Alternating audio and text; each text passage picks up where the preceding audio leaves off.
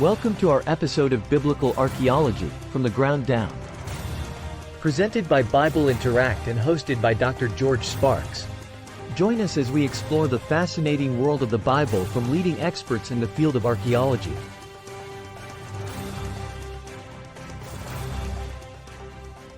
Hello, everyone.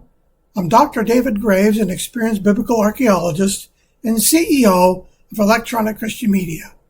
I'm here today with another exciting episode on our Archaeology Discoveries channel, where we discuss important archaeological artifacts related to the Bible. Thanks for watching, and be sure to like and subscribe to our channel. Welcome, people. My name is Dr. George Sparks. I'm the host of Biblical Archaeology from the Ground Down, sponsored by Bible Interact. I got up early this morning because I'm really excited about the program today. If you've been watching our podcast, we've been talking indirectly about a procedure that has been active now for several years in the archaeological field called wet sifting. And this gentleman's name kept on popping up. And Dr. Graves gave me the opportunity. He says, well, I know his name is, he calls Greg. I don't know you by your first name, sir, but Greg Gulbrandsen. And you were also mentioned by the Dean of Trinity Southwest University, Gary Byers. So your name has been popping up in different podcasts. So today, what we're actually going to talk about, folks, so I don't let everybody in on it, is the use of wet sifting and the importance of conservation for archaeology. So it's the wet sifting process that they're using now in archaeology to reveal more artifacts, small artifacts that have been cast aside. They've been in the you could say the dump, the archaeological dump, where they take the remains and they put it aside. And Greg has been very influential in actually what he's done. I wanted to write this down, so I record everything and write it down. There's your kitty cat. He warned us ahead of time. Nothing wrong with that, sir.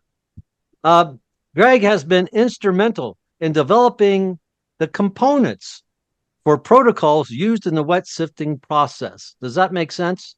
Is that easy? Yeah. Is that fair for everybody? That is fair, yes. Okay, so I just want to say concisely what this is about. So Dr. Graves and Mr. Branson both have been digging at a number of different locations. I believe together, was it at Shiloh? Okay, at yes. Shiloh, where they have a very extensive wet sifting protocol.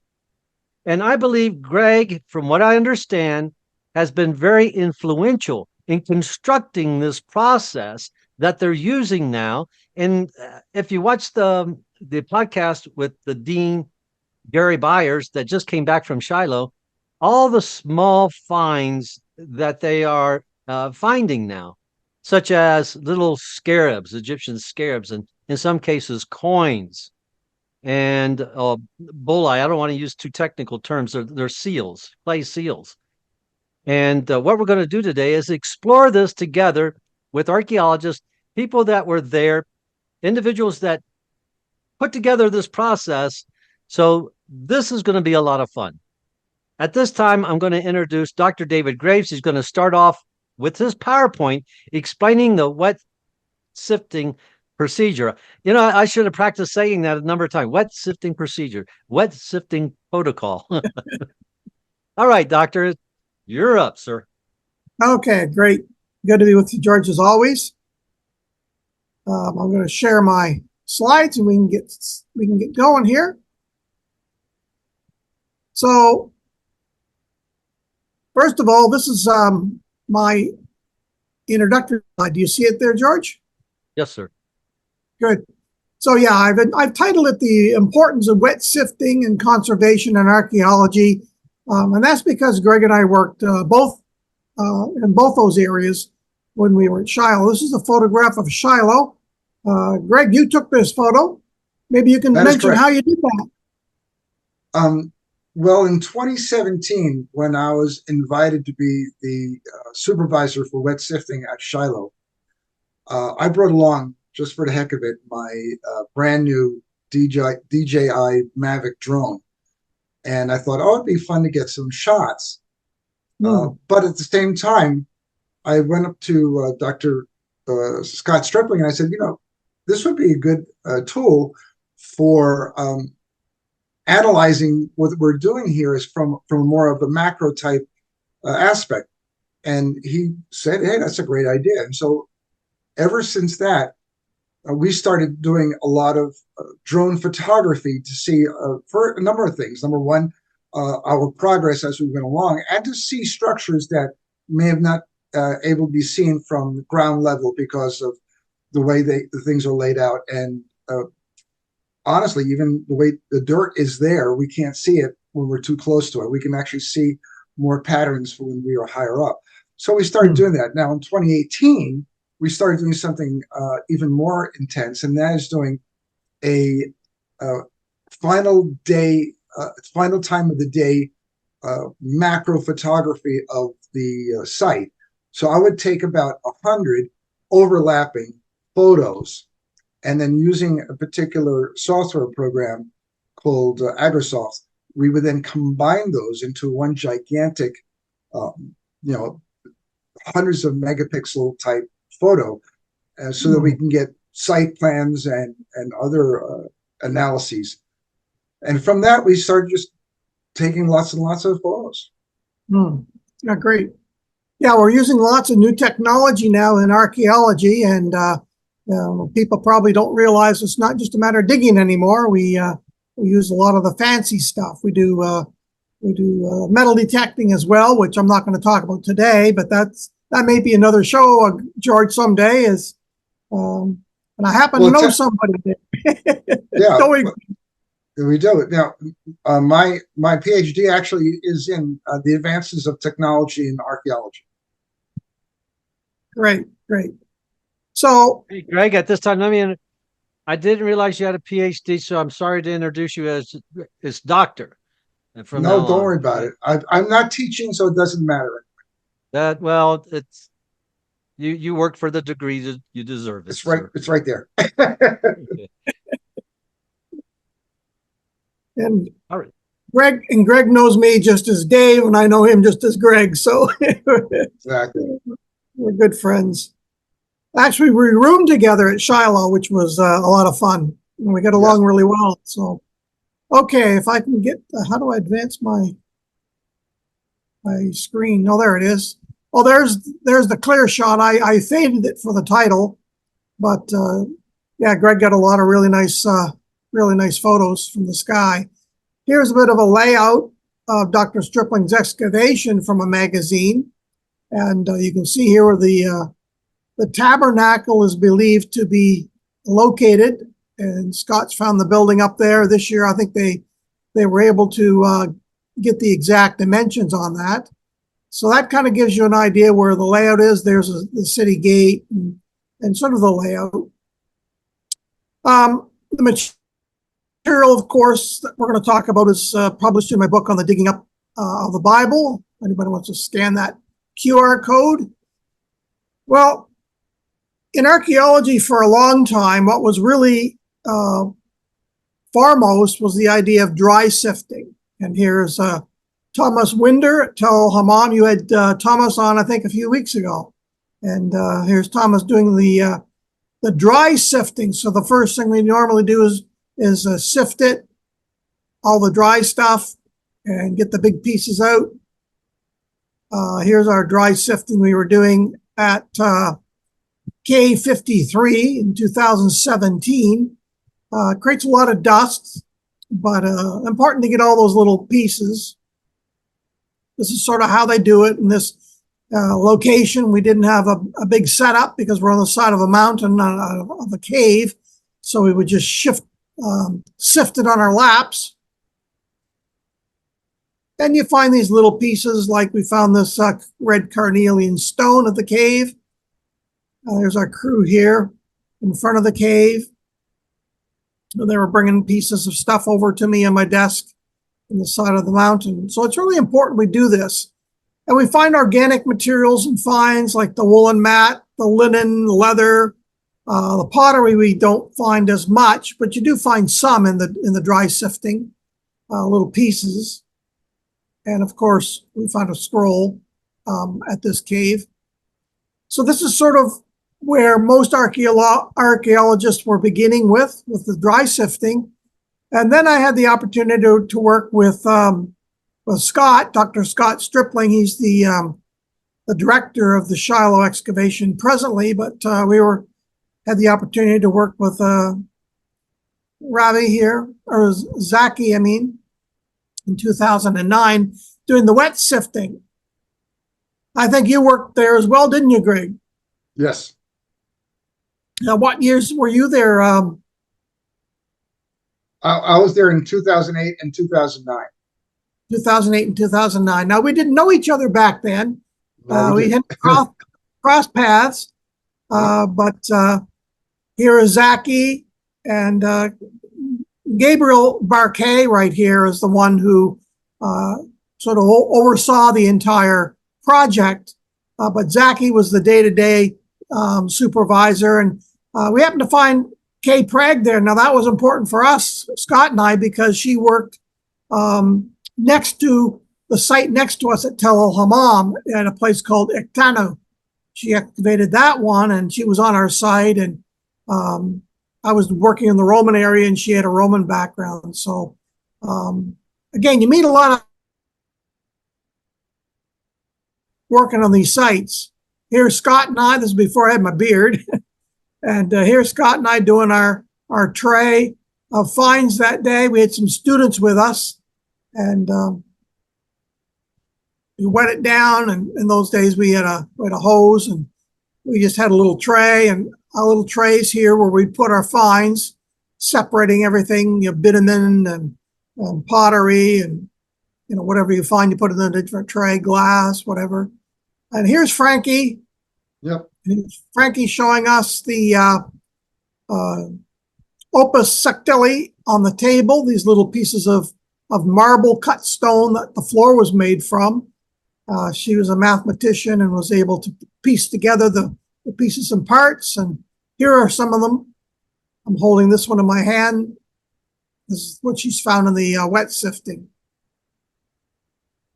Quite a lady. Here's one of her patterns that indicates what the floor in the temple area would have looked like in the courtyard. So really important. Her work, her background in mathematics, really important for figuring out the puzzle, the big gigantic puzzle, and how it would all fit together. I actually had the privilege of finding a coin, a little puta. Did you have an opportunity to find anything, Greg, when you were sifting there? No, the biggest thing that we found was by a friend of mine, Mike Saba. I don't know if you know him, Yep. but he was my roommate in 2008, and he found a small inscription, which was nothing spectacular, but it was on a rim, and everybody was excited for about a half an hour. Yeah. So this was my find. Now, this is the wet sifting station at Shiloh. Yep. This is where, Greg, you were in charge of this. Now, what happened was we got the idea. I said to Scott one day, I said, you know what? We could probably use this wet sifting process at other locations. At that time, he had gone to, just after this, he had gone to Makadar. And they were taking some of their material from Makadar, I believe, and bringing it back to Jerusalem. And they would contract out some of the materials and some of the work, and they wet sift it in Jerusalem. And I said to Scott, I said, you know what? You're going to start working at Shiloh next season. I forget the date, which year that was. 2017. 17. Okay. Yeah, it was 17. So that was my first season at Shiloh. And I said, you should bring that over. And so a friend, we call him sort of the mad scientist. He got this idea of putting it all together. And you probably had input in that, I'm sure, Greg. Maybe you can tell that story. Well, I was, again, tasked to be the supervisor for the wet sifting at Shiloh. In the first year, we actually used a wet sifter that Shiloh had on site. It was down at the bottom of the tell by the gift shop. Yeah, I remember that. So we had to actually carry them. See those bags that you see, the colored bags? Yep. We actually had to truck those down multiple times a day in order to do the wet sift. And it was a very small station. It only had 4 spots. And it was very tedious, but it did work. And I remember the first discovery we found was a red carnelian bead. And the second thing we found was a little bead, what they call an eye bead, had like the Kabbalah eye on it. And so that proved the fact that we could do wet sifting on site, and we could find things that were not found in the dry sift. Now, and what happened was, and Greg, I believe the reason we had the wet sifting down at the bottom was because of the water supply. We didn't have the water supply up at this location at that time, if I remember. Exactly, and it was actually belonged to the Shiloh organization. So it wasn't even ours. It was what they had. And they did very intermittent wet sifting, not on a regular basis like we were doing. They did it as catch can when they had time or whatever. And it was in pretty poor state. We actually fixed it up quite a bit for them. Well, we got the idea that, okay, we shouldn't have to truck all this stuff back and forth. So during the off season, and I guess that was with your impetus, Stephen Rudd started designing this system. And during that off season, starting probably around Thanksgiving until the start of the 2018 season, we were in talks, both telephone conferencing and emails with, there were Scott Stripling, Lane Rittmeyer, Frankie Snyder, Steve Rudd, and myself. And we were doing a collaborative effort to figure out how we're going to design this in such a way that we got the biggest bang for the buck. And we had a number of designs, like a horseshoe-shaped design where we'd have wet sifting on 2 of the legs. It was a lot of different iterations. And we found out that an 8-station on a single pad of concrete with a reusable water supply, and that was the key that Stephen Rudd came up with, because we didn't want to just waste water. Down in Jerusalem at the Temple Mount Sifting Project, that water was wasted. Once you washed off the dirt from the material in the sifting tray, that water just disappeared into the sewer system. Here, if you can see back there, you can see that water tank. We actually have a recycling pump on a float, so that the tank, now Steve Rudd calls it the baptismal tank, but it's really it's just a water catchment tank, and that water goes back up to the top of the tower and then gets fed by gravity. Now you see the big blue hoses there. Those are fire hoses, the type that you see on fire stations. What that does is that gives you great volume at low pressure. So it washes away very nicely, and you don't get a lot of overspray. Then we have these little hoses. You can see them hanging down. The little hoses, those are hooked up to the water supply as well, but not to the tank water supply. That's hooked up to the regular municipal water supply that they have now up there for us. And that gives us the fine spray, that we can fine spray something that we find and that we wanted to get clean. However, that water also falls into that catchment tank and gets reused. So the water gets reused multiple times before it's either lost from overspray, evaporation, or just spillage. Can you maybe address one of the questions that probably is going to come up, and that's the idea of cross-contamination from using the reused water? Well, the reused water, for the most part, isn't fully contaminated, because if you notice that the catchment basin there is about 18, 19 inches tall. And while the water is in there, the dirt settles out. Right. Matter of fact, every morning, one of the things that I have to do when I was the supervisor was get some volunteers, and get them to muck out that catchment basin, because it would probably, if we did not do it every morning, it would get full of mud probably in 2 days or less. So every morning we would have about 8 or 9 inches of mud in there that we would then scoop out with buckets and dump into the little valley next door by that container. And that allowed us to, for the most part, have clean water. Now, it wasn't pristine clean like it comes out of the faucet, but it was clean enough for washing off the mud and dirt from the fines.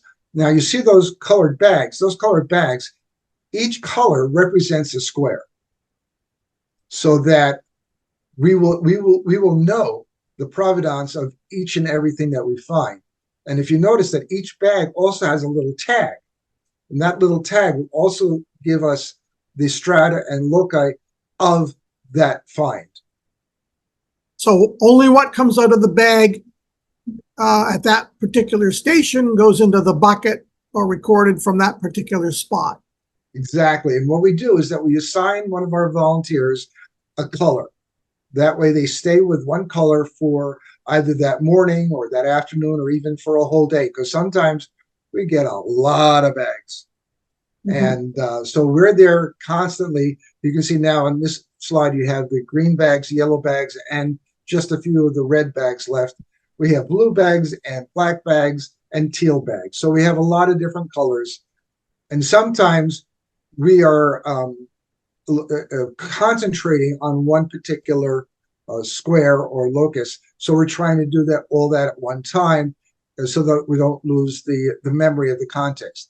However, during the normal part of the day, we're just doing this over and over again, just trying to go through the bags in a timely manner, yet not overlooking possible finds. So we do a teaching, we do a training, so that people will get used to looking for small things.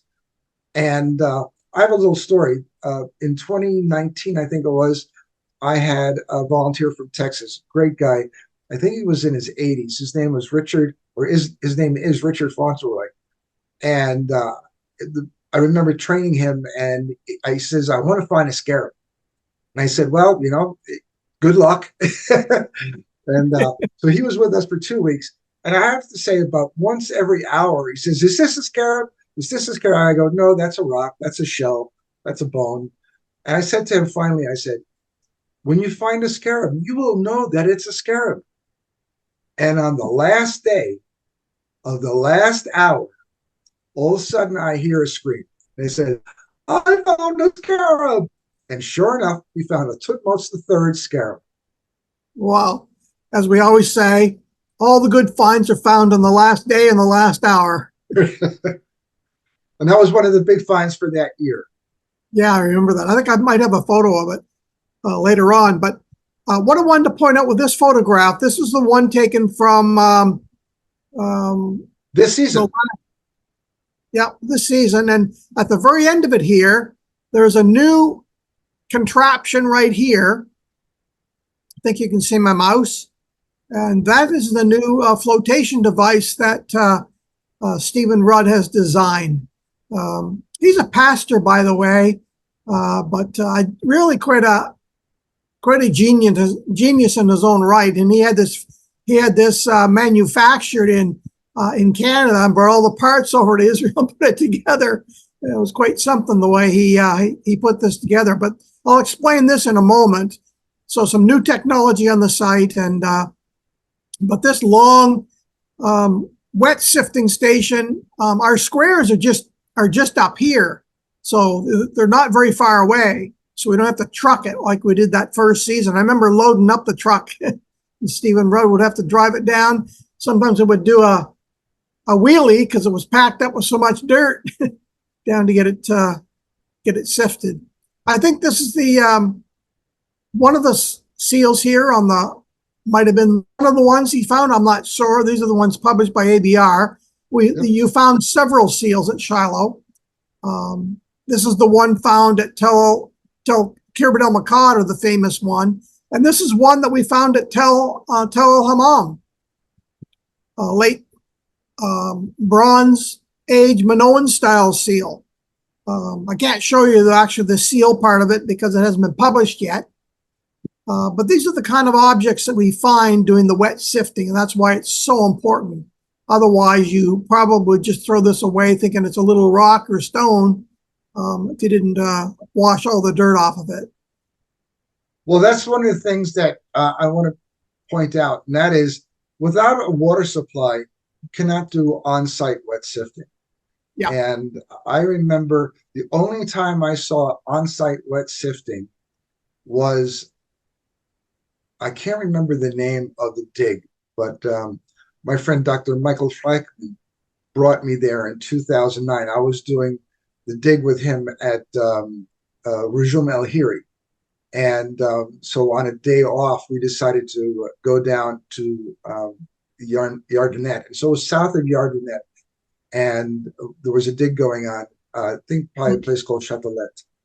And because the river went right by them, they were able to take their normal, regular dry sifting trays and then kind of wet sift in the river itself to do that same type of process.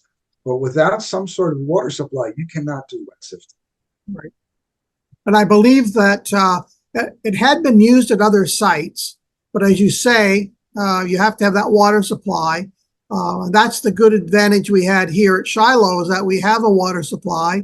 It is a national park, and it is kept up very well. And so we do have water there. I think the vision that Dr. Stripling had was wet sifting, like I said, on an industrial level almost. And that is on-site industrial level type wet sifting, where we could get through huge amounts of material in each day. And like I said, down at the river, they were doing little trays, a little bit here and there, a little bit here and there. The only other place, of course, was in Jerusalem at the Temple Mount Sifting Project. But you have to remember, that was really the only place that had that type of facility. That's why other people were bringing their material under contract to have it sifted at that site. We, I think, are probably Shiloh was probably the very first industrial level on-site wet sifting program. Yes. And the other thing to remember, the Temple Mount Sifting Project was sifting the material, the dirt taken from the Temple Mount area. It had been taken to an area and dumped, and then they relocated it to this spot. So they weren't actually sifting the material directly from the square, or from what we call it in situ. We were doing that at Shiloh. It was coming out of the square, marked its exact location. So whatever we found, we knew exactly where it was coming from the strata, from the square, from in situ. So that became very important as well. So it was a trailblazer for being able to date the age of the strata from which it came. And in the Temple Mount Sifting Project, that context information was totally lost. Yeah. But we know what a bronze arrowhead looks like from the Babylonian time. That's right. And we have the Elata or Sigila that we have from the temple area.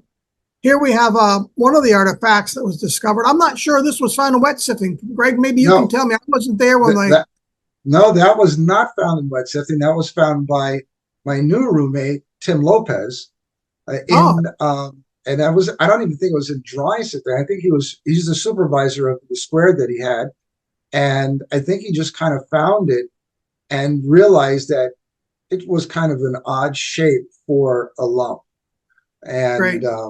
And brought it in. And as you know, something like this similar was found in 1927 by the Danes when they did Shiloh. However, they thought it was a stopper. Yeah.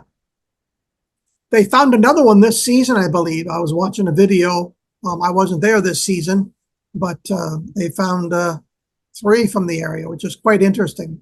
You remember the pomegranate was something like this, was worn by the priests, and it dangled from the skirt, the apron of their vestments. Yeah, you So, can read in both Deuteronomy and Leviticus, it says that the priests were going to wear purple and scarlet pomegranates, and every other spot was a golden bell. So it was right. golden bell pomegranate. And what this pomegranate is, now I'm old enough that when we had a hole in our socks, my mom did not throw the socks away. She got out this thing called an egg, and she would put it into the sock, and she would darn the sock so that she would be able to have this shape and be able to darn the sock. That's what this is. Because again, if you read in scripture, it says it would be scarlet and purple wool. And so what that is the shape they gave that pomegranate that was dangling there its shape. It gave it the form. So the threads have disintegrated over time, but the form that was there, they gave it both the shape and the weight to hang is still there. And we found a number of them, like I said. Another thing that I mentioned is that this past season, they found some gold with some images, icons on it. And you can probably look up the video. There's an interview with Dr. Stripling where he describes that. They released that information after they returned from Shiloh this season. So lots of finds, lots of interesting things being found, but wet sifting is really important. The other thing is the new flotation machine. And this is for organic material like seeds and bones and charcoal and little pieces that would normally get taken away. So I believe what they're doing now is they're taking some of that sludge from the wet sifting that you dig out every day, and they actually put it through this machine. And yes, they do both. They do both the sludge, and they do also sampling here and there. Yes. And of course, if you remember, what we used to do for flotation is that we had these little mesh bags, and we have to fill the mesh bag, and we have to put it into the water and shake it around, and then hang it on a clothesline overnight. And it's very tedious, and you don't really process too much material at a time. This again, Steve's genius is that he's putting it on an industrial level. Right. There's Stephen Rudd right there. Follow the bald head. And Dr. Haskell Greenfeld is he is the bone specialist. He's from Canada. He's another Canadian. Stephen Rudd's Canadian. I'm Canadian. So we got an international team basically working here on the site. And Linda Whitaker, she's a archaeobotanist, which means she specializes in seeds. And Dr. Stripling. And there's a video out, and you can get it. And he describes how this was all done, and I just pulled a few photographs from the video for this presentation. But that was done in 2024. Here's the diagram that Stephen Rudd had put together, showing how he designed it. It's got different switches for the different water levels. It's got all different levels of screens: 3-inch, 6-inch, 10 mil, 4 mil, 2 mil, 1 mil. So it progressively gets smaller and smaller and smaller to pull out all the different pieces, and it's quite the machine, and basically it's the envy of every archaeologist that comes through here. All the new archaeologists coming along are just wish they had one of these on their site. So first year it was used, and I'm sure that in the future there will be some amazing things come out of it. This is the cutting of the entire tank, laser cut, so precision made. And here it is. Brett was working with that this year, and not a fan of his purple hat, but but as my wife would say, you got to dig in style. and then Dr. Stripling explaining how it was all used. The video's out there if you want to search for it. And he calls it the fast machine, by archaeobiological Shiloh technology. And it is fast. He comes up with names for all of his different devices. Yeah, he's quite the you have the WASI, which is the wet sifting, then the SASI was the dry sifting. So he comes up with these names for all the different things he comes up with. Yeah, he's amazing. But there are other flotation devices out there used in archaeology, but they were very slow, cumbersome, and not very efficient. And he improved it and upgraded it, redesigned it completely. And so all of this is courtesy of he's the Pastor Stephen Rudd from Ontario, and good on him. He's quite the fellow. Here he is explaining how it was being done, dumping in the soil, and then the jets that coming in at all different levels, and it's quite something. And then here's the water coming in again, but it's slow, so the flotation comes in slowly, so it doesn't destroy the pieces of seed and what have you. It's collected in these different trays, smaller, smaller, and smaller, and then they dry them out. And here we have 6 sizes of material, 6 different trays.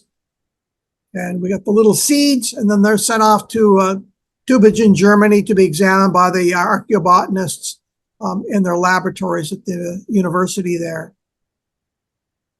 Well, you didn't have a chance to work with us, Greg, because you didn't go this year. I didn't go this year, but I had surgery, so that kind of precluded me from being able to participate this year. Yes, and I've had some health issues as well. So, yeah, but anyway, getting old. Yeah, we're all getting old in the field. It's getting harder and harder to work. Yeah, well, I'm glad you guys are speaking for yourselves. I mean, I appreciate that. Well, that's right.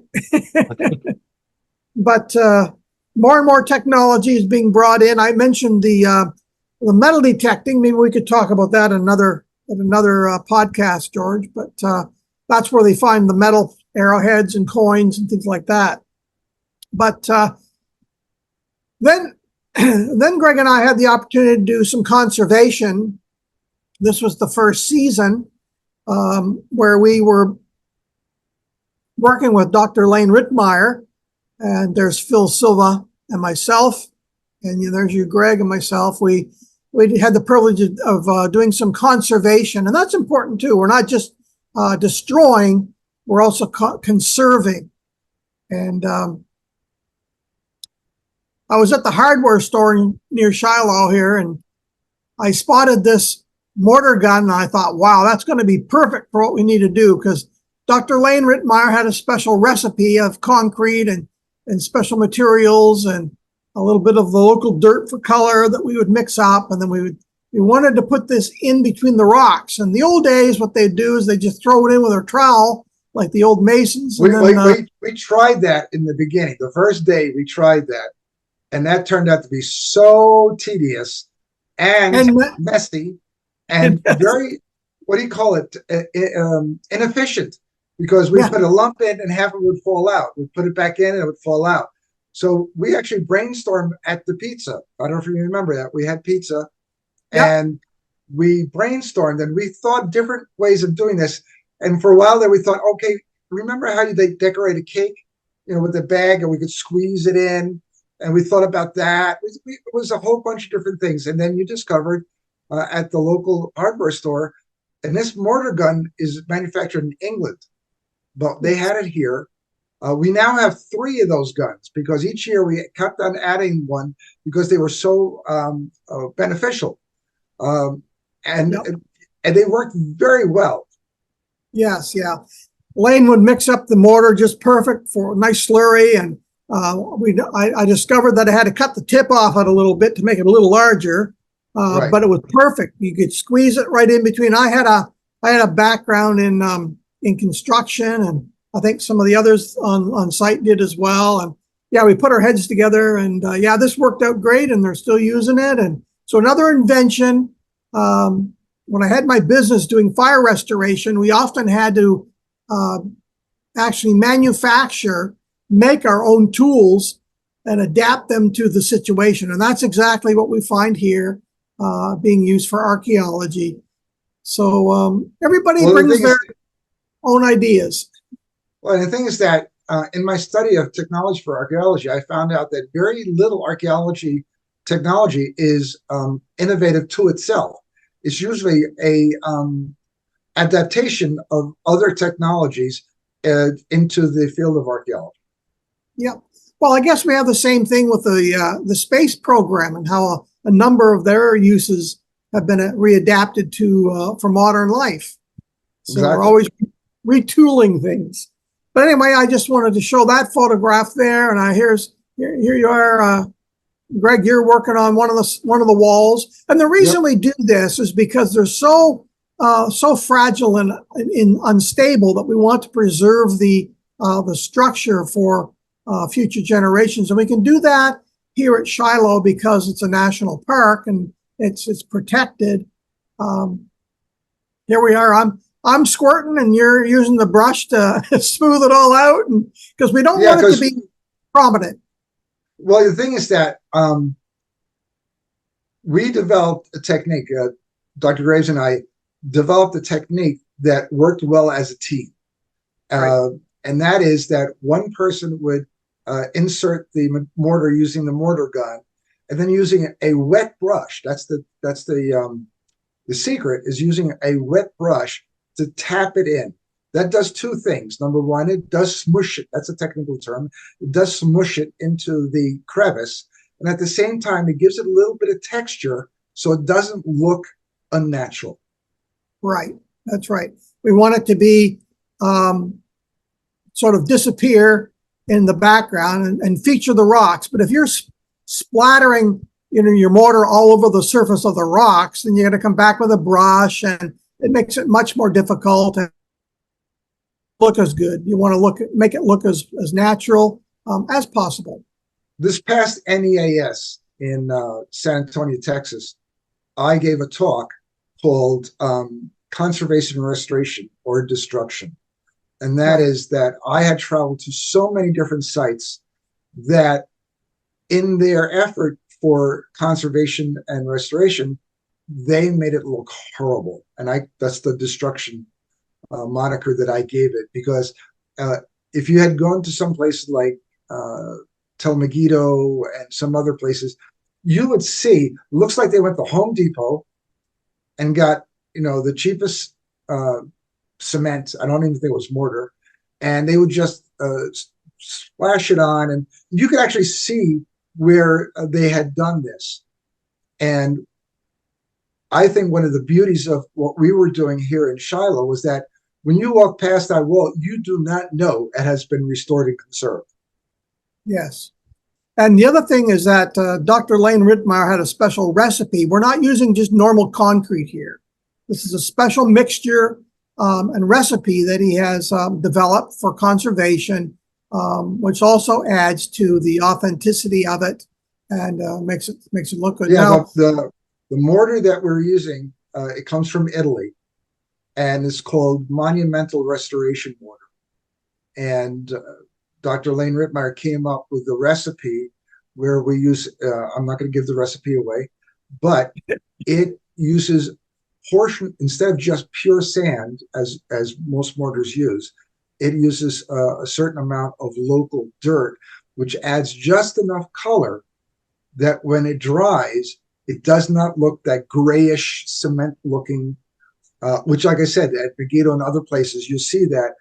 And to me, it's disturbing because you look at it and you know it has been messed with. Whereas that when we're finished and it's dried, the next day you do not know that wall has been restored.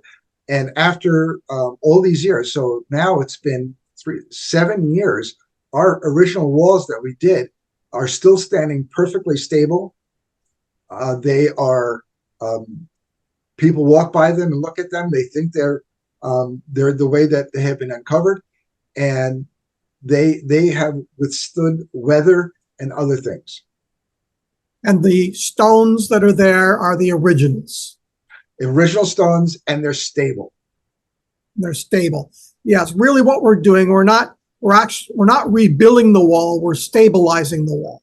Exactly. And that's an important distinction. So yeah, good on you. I'm glad they're still standing. One of the things we did at Tel El Hammam, we didn't use this. We actually rebuilt some of the areas with natural mud brick. And we actually made the mud brick the same way they did in antiquity. So we were able to stabilize some areas with using natural mud bricks. We had a form, let it dry out in the sun. So we wanted to make it as natural as possible. Lucky enough, I worked with Orna Cohen, Dr. Orna Cohen, twice. I worked with her at Hatzor, and I worked with her again at Gezer. And she taught me how to make a mud mortar using local dirt and straw. And there we were using it as chinking material, trying to restore the wall. That was in Gezer, and as well as in Hatzor. So maybe she's the one who taught me that.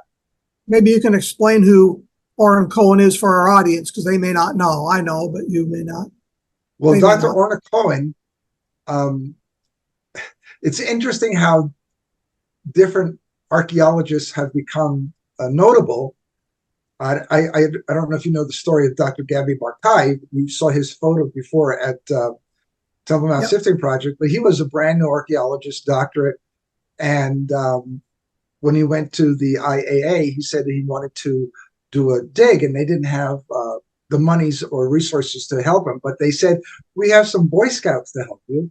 And for those weeks, he actually had Boy Scouts coming in and out. Well, one of those Boy Scouts is by the name of Nathan. And Nathan was a little bit maybe ADD. He was always tugging on his shirt saying, hey, what do you want me to do? What do you want me to do? So to get him out of his hair, he gave him a little brush and said, go into that cave and clean it as best as you can. Clean it like nobody's cleaned it before. Well, Gabi Barkai thought that, okay, that's just going to keep him busy, because we already know that there's nothing in that cave. Because we looked at the floor, it's clean, there's nothing in the cave. Well, Nathan, he just did what Gabi said. He cleaned, and he found out that that wasn't the floor. That was the roof that fell down, that covered the floor, that tomb robbers and everybody else ignored because that they thought it was an empty cave. And they found the silver scrolls that way. And I don't know if you know about the silver scrolls, but that's number 6. It's in my book. It's in my book, and I've got them highlighted in my history of archaeology book. So yeah, I'm well aware of Gabe. We used to call that heavy brushing. Right, exactly right. Now, Dr. Orna Cohen, she was basically brand new as well, and she was brainstorming with a bunch of guys because they had found what they call the Jesus boat, the fishing boat on the shores of the Galilee, and everybody was scratching their heads for two things. Number one, how to get it out and bring it somewhere safe in order to preserve it. And then, of course, how the heck were we going to preserve it? Well, Dr. Orna Cohen came up with the idea of encasing the boat in spray foam, the kind of spray foam you use for insulation. And that's exactly what they did. They uncovered it. They sprayed it with foam.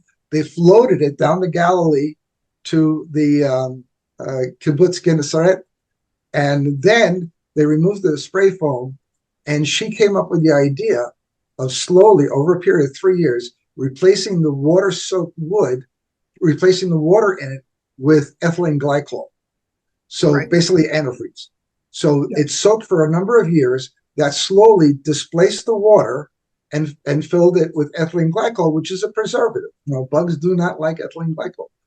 So now you can go to the kibbutz there and see the boat. And again, basically a brand new doctor of archaeology, and she came up with this idea. So it's just interesting how both Gabi Barkai and Dr. Orna Cohen came up with ideas. Well, maybe not so much Gabi was an accident, so to speak, but his first discovery, which is those silver scrolls was kind of accidental because of Nathan and his persistence of wanting to help. Yes. And now Arna Cohen also works with our assistant dig director, Carol Cobes, at another archaeological site up in the north of Galilee. And she also works with us at Shiloh. She's been with us for, I think, 2 or 3 seasons at the end during the conservation restoration time. Like last year, she was working on the Monumental Gate Complex. Right. Yeah. So again, it's a small community. We all know each other, and we work at multiple sites, and so a lot of specialists come in on this. Here you are, Greg. You've got one of my tools out of my kit, and you're doing a little bit more of. I got a small trowel. It's like a butter knife. Well, those are the things that came in really handy, because the tools that we had for normal excavation basically didn't work in conservation restoration. You know, when we're looking at the standard trowels, you're looking at basically the same size trowel that a bricklayer uses. And for cleaning, you could use those for scraping. And as a matter of fact, if I show some of my slides, you'll see that. However, for the actual restoration and making it look good, you need those small, I would call them artist type trowels. There's one of those walls all been restored. You can see it, same color. Can't really tell there's mortar in there, but stabilized. Exactly. And Lane Rittenmeyer redrew the some of the walls of what they would have originally looked like based on our archaeological measurements. And so this is what we want to try and preserve. And that's what we want to try and do. Maybe, Greg, if you had a few photos and slides you wanted to share. I know you had some presentations too. Those are mine, and you were there longer. I was there the first season, but I was working at Tel Hammam in Jordan, so and at Qumran, so that's why I wasn't there with you folks after that first season. All right, let's see if I can figure this thing out. Let's see, how do we do share again? Let's go up here. Go here, share screen, and we'll do this one. Go to share. Okay. Now do you see my screen? Yep, you can. Yes. With your presentation. Okay, I'm going to press the presentation button, and there we go. And this is go ye now to my place that is in Shiloh, where I caused my name to dwell at first. That is, I think, Scott Stripling's favorite quote. He uses it all the time. And but this is what we're going to do. This is where Shiloh is. If you look at it, it's right there, basically on Route 60 between Samaria and Bethel. Again, that's the photo from the book by Dr. David Graves. I've taken a lot of different aerials that have been lucky enough used by different authors, because it was the first year that we were able to get these kind of things from Shiloh in such good quality. Can I ask you a question real quick? Yes, sir. You're saying the aerial views. Are you doing this with a drone?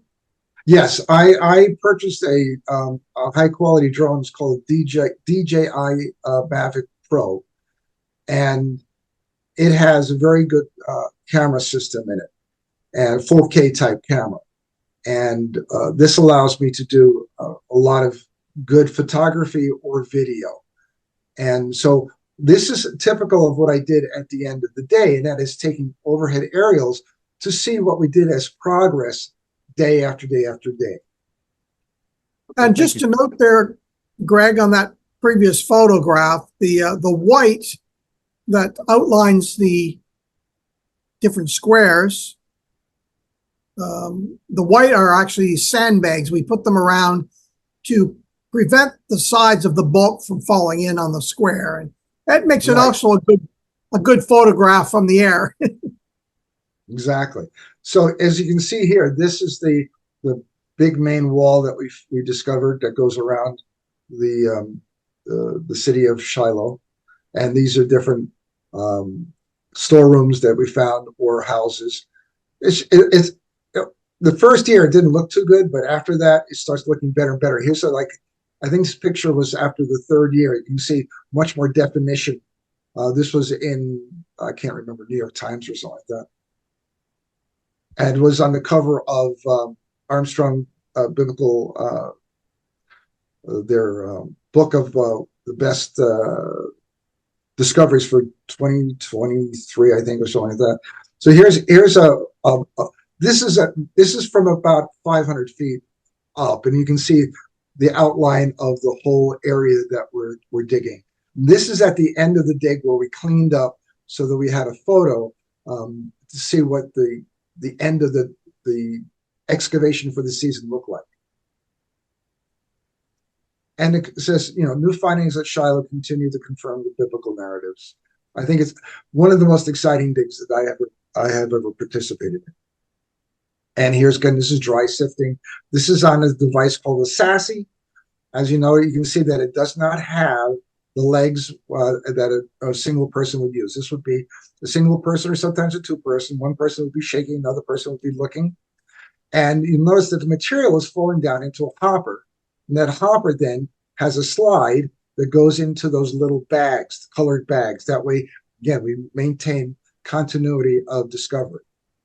This is a wide shot of the wet sifting site. And as you can see here, this is the water tower, okay? And so the water gets pumped up and it gets put back down into the hoses here. I don't know if you say, but you can see there's a header up here that all the fire hoses come down. Again, that is just the head pressure from this tank. So it comes out in high volume but low pressure. And Greg? Yes. And point out, we're just excavating behind it. So we're within like up here. Yeah, exactly. So we're very, very close to where we're working. Yeah, you can see some of these shade structures of the sites that we're working on. Yeah, squares there. Yeah. And you can see here's red bags, green bags, yellow bags, black bags, etc. Yeah. And here's the water tower, and with the controller for float level. So when it gets down to about here, the water gets pumped from the tank back up in here, fills it up again. The float up here tells it to shut off. The float switch down here tells it to fill it up. So it's constantly recirculating the water. This is this is a dump at the end of the season. We dump it out here. Stephen Rudd, he's basically an engineering genius when it comes to the control systems and design of this systems that we have, both for the tank, the water tank, and now the fractional system for discovery of flotation material. Now, Greg, I know Stephen Rudd. I know Stephen Rudd as a pastor. I don't know his background. Did he have any background in mechanical engineering or? He has a background in industrial design because he is he's the pastor as well as he runs an alarm and security installation service. So he's very familiar with electromechanical solenoids, electromechanical switches, interfaces, and how to put together these different elements to create, like I said, overflow protection, underflow protection, when to fill the tank, when not to fill the tank. That's all a series of electromechanical interlocks, and he designs all that. So he's a little bit like the Apostle Paul. He tent maker and a preacher. Right. So here's Steve right here, and he's teaching one of the new people how to do it. Like I said, we have 1, 3, 4, 5, 6, 7, 8 stations working at any one time. And near the end of the season, we'll actually have people working on the other side, helping out in order to get throughput, higher throughput. Do the people who dig it do their own sifting? Sometimes. Once in a while, I'll have Boyd Sievers come down, or back in the day, Peterson used to come down to work out. But most of the times they will rotate people from their square so that if a person is getting tired from doing one particular job, they'll get like a respite for coming down and going down and doing some wet sifting for a while.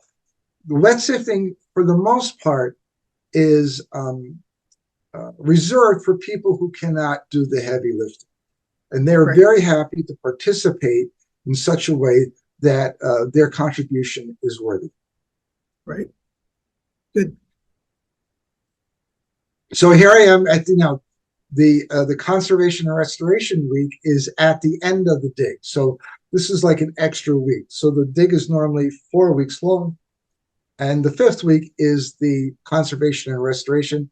We only have, like the first year, remember, we only had 4 of us. Right. And so now we have up to about 12 people participating in 3 teams. And so we're working on multiple areas at one time. Mm-hmm. And so, for instance, this wall here was the wall that we restored last year. And you can see it in red here. Right. And this is the Shiloh Gate Complex. In the background is the museum and a remembrance tower. That's where all the visitors come. And more often than not, after the visitors come and see the little museum and see the video, they'll come down and visit us in our dig and ask questions and stuff like that. It's always good to talk to people. Again, this is the Shiloh complex, the gate complex that we just finished, and they're working on even more this year, next year. This is what it looks like fully restored. Again, once it's restored, you cannot tell that it's been restored. And now I think this will be able to handle a hurricane. Yeah. Here we are early in the morning, digging. Again, this is the gate complex. This is the main office and the wet sifting headquarters from the backside. Of course, the very, very important part of the complex is this here. Everybody knows what that is, because otherwise, if you remember at Makadar, we had to go behind a pile of material. And at Tel El Hammam in Jordan, we had to go in the banana fields. Yeah. So, yeah, these are important. And of course, you can see all the different flags we have. We have a Texas flag, and we have an Israeli flag, a Danish flag. We had a group from Denmark. Of course, I think half the people are from Texas. And Canadian flag. And the Canadian flag, because we had at least 3 Canadians there. Yeah. Here I am looking at some material from the first year of the dig, and I don't know. I think maybe that's the carnelian bead, but I did not find that. That was one of our volunteers. This was a stage photo. So we are very technical and meticulous in our excavation and in our discoveries. It's so important to us. I think the restoration team and the wet sifting teams are very dedicated. And like I said, they are very excited when they find something. Again, this is our first year. And I have to say, that is still my favorite year. Yeah. Here I am with Dr. Lane Rittmeyer talking about conservation. Maybe you could explain who Dr. Lane Rittmeyer is. He worked with us at Tel El Hammam as well. I'm a close personal friend, but maybe you could explain. He is both a archaeologist and an archaeotechnologist / architect. And so he is very famous for his work at the Temple Mount. He has at least 3 books published about archaeology of the Temple Mount and the secrets that it revealed. Matter of fact, one of the books is called The Secret. One is called The Quest, and I think there's another one, I can't remember the name of it. But he is the premier expert on the Temple Mount and everything archaeological at the Temple Mount. And of course, he participates in many digs as the graphic artist, because his work in that area is nonpareil. It's just absolutely fantastic. So yeah, you'll see. Yeah, he's an architect, archaeological architect. So, and he's worked on probably every major site in Israel that you can think of and every major archaeologist that you can think of. He lived there with his family in Jerusalem. He Exactly. speaks fluent Hebrew. Just a really great fellow, but his work is just meticulous. We give him all our measurements, and then he takes it back to Wales where he lives. He's Dutch originally, but he lives in Wales, and then he draws everything out just beautifully and perfectly. Exactly. And so I think this is an important part to discuss, and that is when we excavate a wall, this is what it looks like in between the rocks. You see all that dirt? And that dirt is not stable. Once it's been exposed to the atmosphere, rain and wind can cause erosion, and before you know it, it becomes very unstable. So that's what it looks like prior to conservation and restoration. Here's Dr. Rittmeyer mixing up his concoction. The first year, we were doing it in the wheelbarrow, and we actually now do it in the bucket itself because we found out we didn't want to have it dry out unless we had a number of teams taking material right away. So we actually found out later on that we would mix it a bucket at a time, and turned out that it didn't get dried out. Remember, we were always adding water and mixing it up again. So we do that. I wonder, who's that guy? Yeah, I recognize that fellow. Okay, so here we are at one of the first walls that we restored. Again, here we are carefully. That's a normal trowel. That's a typical trowel that a bricklayer would use, and we can use that fine, but only for cleaning the surfaces to be restored. And so we had a dustpan and the trowel, and we're scraping it off. And for final prep, we actually use a dry paintbrush, and we actually clean it off quite well, because any loose sand that would be left there would cause an interference with the new mortar. So we want to always make sure that it's clean as possible. Right. And this is what a wall looks like after cleaning. You can see all the dark crevices.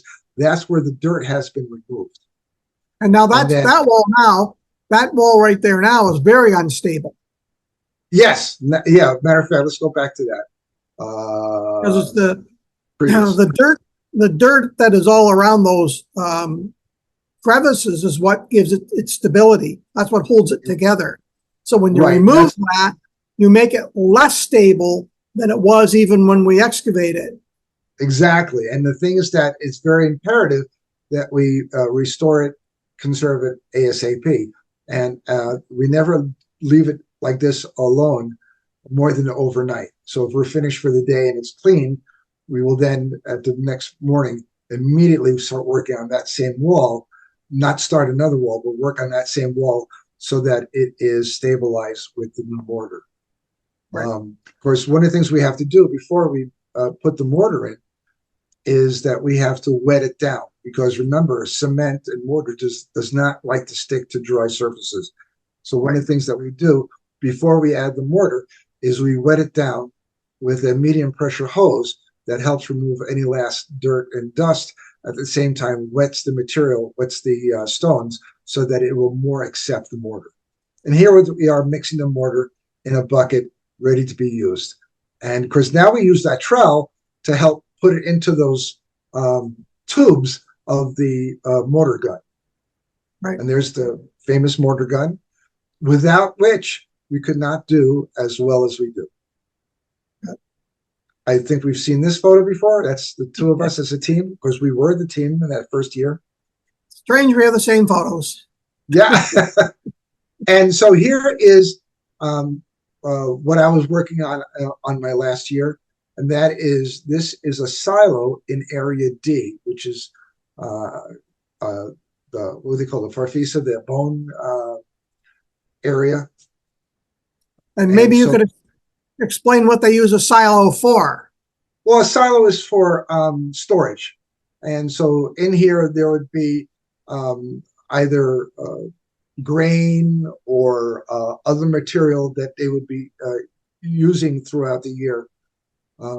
Anything that had to be kept safe and separate. And so what we were doing here is the team is excavating. This is the normal excavation team. You can see 1, 2, 3, 4, 5, 6 people working here. And when they leave at the end of the 4th week, we come in to do the conservation and restoration. So what we're doing, so here we come in here and we scrape, like a few slides before, we scrape out all the dirt, we hose it down to get rid of the dirt and to wet it, and then we go to work with it with the mortar gun. And this is what it looks like after restoration. You can see now it's fully stabilized, and you don't see gray cement. And that is, I cannot stress that more than enough, because it would look absolutely ugly if it had gray cement in the joints. Walking past this, you would not know that it has been fully restored and conserved. Now, Greg, something to point out is that some of these constructions of these walls is what we call, the technical term is called boulder and chink. So you have a large boulder and then you have smaller stones in between. Now, a lot of times when they're excavating, they remove those smaller stones thinking they're just rubble, but they actually hold the structure together. And in some cases, we do take some of the stones that would be around the area, and we would plug some of the smaller holes and put those in as concrete to give structure. I'm glad about that, because remember, we had a separate bucket with smaller stones always being wetted, so that when we needed a stone, we could find a stone that would fit that particular spot well, and it was already wet, so that we could put it in there, knock it in there with the end of the trowel, and then put the mortar in to reinforce it. So that's a good point, because it's the combination of that chink and mortar that helps make it very stable. Matter of fact, that's exactly what Tim Lopez is doing here. Tim is here. This is 2018, and Dr. Stripling came to us and said, "There's this large boulder, part of I think this is the gate complex, that looks to be a little bit unstable. As you can see, it's kind of like at the time rocking on that conical top." And we wanted to make sure that couldn't fall down, and number one, not be where it's supposed to be, and number two, hurt somebody. So I had Tim go there and stabilize. So we even do large structural elements so that they will be safe when the public is nearby.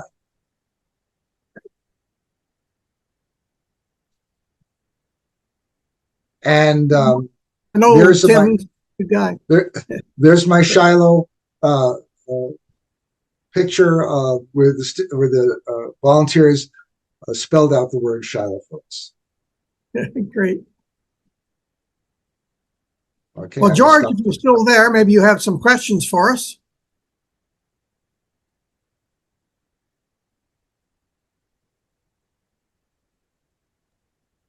I guess George is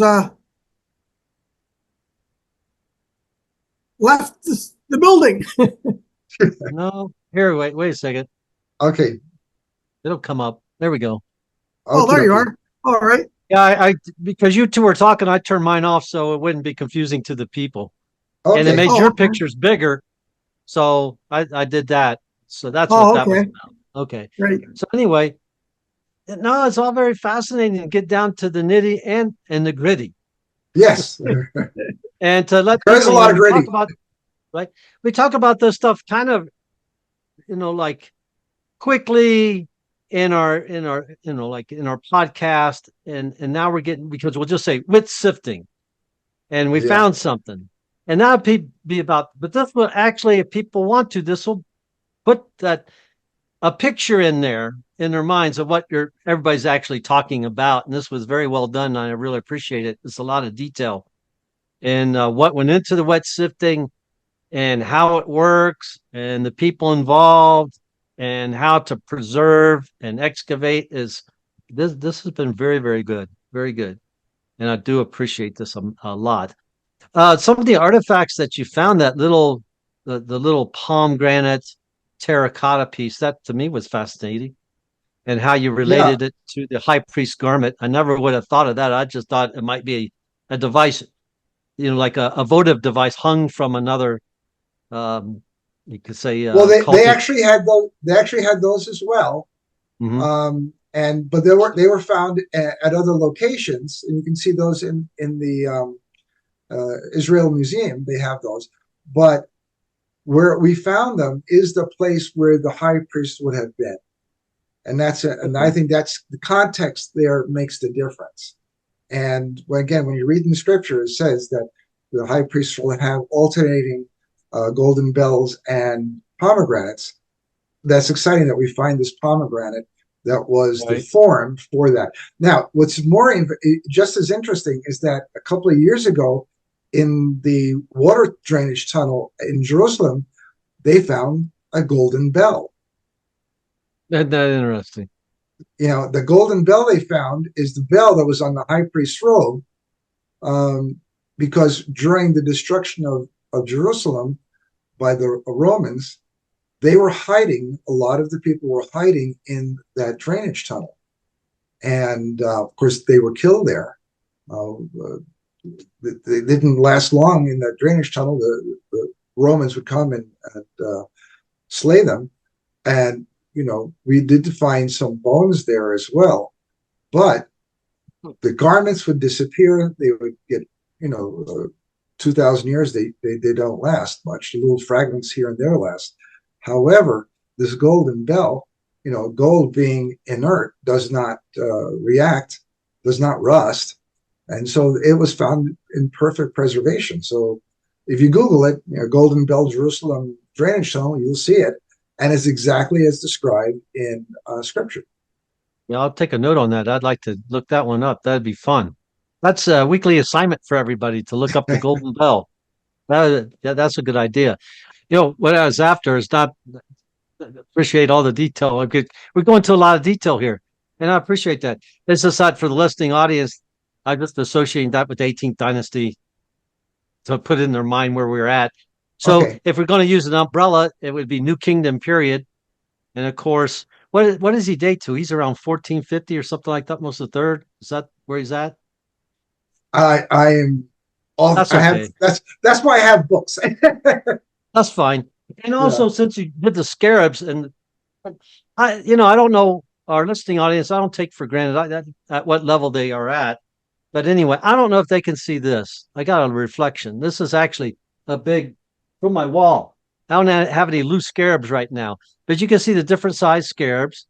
Right. And then on this side right here is the scarab mold. So they would actually make a scarab. I'm not going to turn it around, but this could be the backside of the scarab, where you see the scarab itself, or this might be the hieroglyphs from the back, either way. So it gives the people idea of what we're talking about and how, these could be used as jewelry, necklaces, or also on rings. But anyway, I don't know if this is clear for everybody. I'm getting a reflection, but if you could understand and do this, compare it to how big these are. They're not very big. They're very tiny. No, they're not. And if you cover this with debris, it's understandable how this could be missed in an archaeological dig.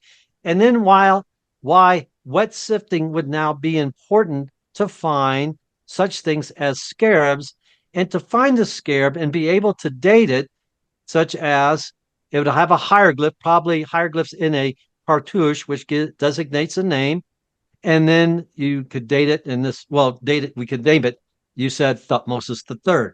So yes. I was trying to put this in a context where people would understand, why is wet sifting important? Why is the scarab so small? And if they're covered with debris, they're just going to look like another small pebble until you could actually wash that off and have a good view. Right. You guys get down to the fine detail to find inscriptions. Of course, coins, that would be easily dated, the coins. Exactly. Yeah, although we would find a lot of those, most of those, we use a metal detector on that. And that's another podcast we could do sometime on. Gary mentioned that before. Gary, in the last podcast, mentioned the metal detectors that they were using. So and I thought that was good. And that would date to a later period. Yeah, it would. That's the only downside of metal detection, is that you're talking about times, if you're looking at coins, from when coins were first used. Now, coins were, I think, if Dr. Graves, you can tell me, but it's around 300 BC, I think it is, that coins first came into normal commerce. Yeah, the stater from, the Greek stater, coming from Pergamum area. And so, For instance, the shekel, remember, that's a weight. That's a measure of weight. So when they talked about a shekel, they were not talking about a coin in the BC biblical time. They were talking about a weight of silver rather than a coin that says 1 shekel on it. Yeah, we used to have, they're in another museum now. It's a collection of those little dome weights from the Iron Age. And it's mentioned, I think in Judges, when they had to go to the Philistines to get their plowshares sharpened, it said it was the cost of a pim. And later on, they were finding these little limestone, they look like domes. Right. And on the surface of it, it had the inscription pim. So those that were, people are like certain areas of collecting or whatever. Some would collect coins and some collect weights. Right. And in some collections, they'll have the whole setup of the nutsif, the pim, the shekel, the 2 shekel weights. And it'll show them all stacked up together. Now, of course, you got to be careful because somebody can carve on a stone easily, a pim or something. They know what they're doing. So, but they're actually displayed in the Israel Museum as well. Yeah, and at this Temple Mount Sifting project, we found multiple shekel weights, multiple made out of stone, and we measured them, and they measured to be exactly 1 shekel, and so then we found different sizes. So back then they would have a scale, and the guy says, "Well, I want to buy a shekel's worth of wheat." Well, they would put the bag on one side, put the shekel weight on the other side, and keep on filling that bag until it equalized out, and that would be a shekel's worth of wheat. This is kind of interesting since you're talking about weights. In the Herodian time period, let's say of Jesus, so people understand, they had different other style of dome weights. Not dome weights, just other style of limestone weights that they were using. They kind of looked like hockey pucks back then. All right. Yes. And then they would have you could say the weight, what it measured to on the top of that as well. But in the biblical narrative, it talks about people that were cheating. They were using one type of weight to buy and another type of weight to sell, but they would do some adjustments. And there's one particular weight that part of it was actually stained red. And I always thought, well, why would they stain a weight? Why would they stain a weight? That didn't make sense to me. But anyway, when we were cleaning the weight off, brushing and cleaning it, and some of the paint, of course, doesn't stay because it's ancient. They had lead embedded into the weight. So in other words, this is a weight that they were cheating with. Exactly right. So here we got evidence of, the scriptural narrative being correct in the buying and selling and people adjusting the weights. So all that stuff is really fun. It really is. It's a little bit like some of the videos you see today of, you see on TikTok or whatever, people going into a grocery store and the weight actually on the package, you put it on the scales and it's different. So they're actually charging, they're making profits off of the scales like they did in antiquity. Matter of fact, there's a verse in scripture that I like. It says, "There's nothing new under the sun." Exactly. Another thing to realize when we're doing the metal detecting is that there's a bit of a difference where you find the coin. We do metal detecting around the site, so you may find a coin somewhere, but it may not be in a square. It's just sort of out in the field somewhere. The other thing we would do is go through the square after you take it down, a few inches. You come across the surface to see if there's anything in situ, in location. That would be in the Roman excavation. My first season at Tel Hamal, I was on the top area, being the Roman, and we were finding some coins in our square. But when you get down into the Middle Bronze or Late Bronze period area, you wouldn't find coins there. You would find more of the scarabs and pottery and so forth. So we use different techniques in different locations. Yeah. In the first years of Shiloh, we were finding many more coins because we were near the top surfaces. And so that's where you'd find it, the first few feet. Once you get further down, you can find fewer and fewer coins. The only coins basically you will find are ones that kind of like drifted down due to erosion and water. However, Ellen, who was our metal detectorist, she would periodically come down to the wet sifting area, and she would actually metal detect all the bags that were there. And so that in case there was a coin in the bag, she would be able to find it even before we wet sifted, because there were times when one of our volunteers missed a coin in the wet sift. Right. And, we're using people who are just trained there for a half an hour and they're doing the work. I would say 99% of them do a really bang up job, but every once in a while, whether it's eyesight or whatever, they will miss something. So not only do we metal detect the bags before we do the wet sift, we also metal detect the spoil after we throw it away. So we're really, really meticulous about looking for any metal objects. Right. And I believe, to give you some sense of this, Israel Finkelstein, who excavated at Shiloh, had found in his season just a handful of coins. You might know the exact number, Greg, if I, but yeah, it was very, very minimal. But then when we started using the metal detector at Shiloh, you ended up finding, I think in the first season, over 200, Ellen found some over 200 coins. And the second season, I think the same kind of numbers. So the technology is helping us find things that previous archaeologists have missed and drawing conclusions on bad information. Yeah, and it's because it's Israel and it's a land of antiquity, it is illegal to metal detect unless you have a certificate from the IAA, Israeli Antiquities Authority. You actually have to get a certificate of compliance and a certificate of ability to do that. You cannot just go and do it if you're even if you're a legitimate excavation. You're not allowed to metal detect unless you get the metal detector certification and permit. Okay. I'm glad you said that, because I could just see people, like hearing this program say, hey, I'm going to go to Israel. I'm going to bring a metal detector with me. And then on my hours, I'll go, skim the beaches of Galilee. You would get arrested and locked up in a heartbeat. I could just see people, doing something like that, being, just being naive of the laws. You may have a very long vacation. Yeah. Well, if the stay in the prison, maybe, I got to spend 2 months in Israel.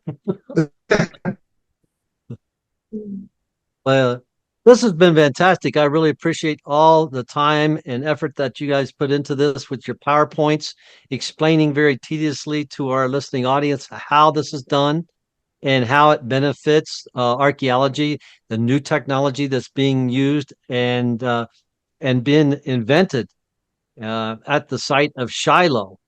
I wasn't aware. Now, Gary talked about this. I was not aware of this, how fine-tuned it is. Like this, like the different color bags that you have lined up at the wet sifting station that designates the different squares. Now, I did think of that one. That was pretty unique. You, Dr. Graves, did mention about using the what am I going to call it? The injector into the different rocks. You mentioned that briefly. Yes. And then now we got to see how it works, because it's just more than injecting. It's like you got to clean off all the dirt from those stones. That's tedious. And then you got to go back and then wet it all down.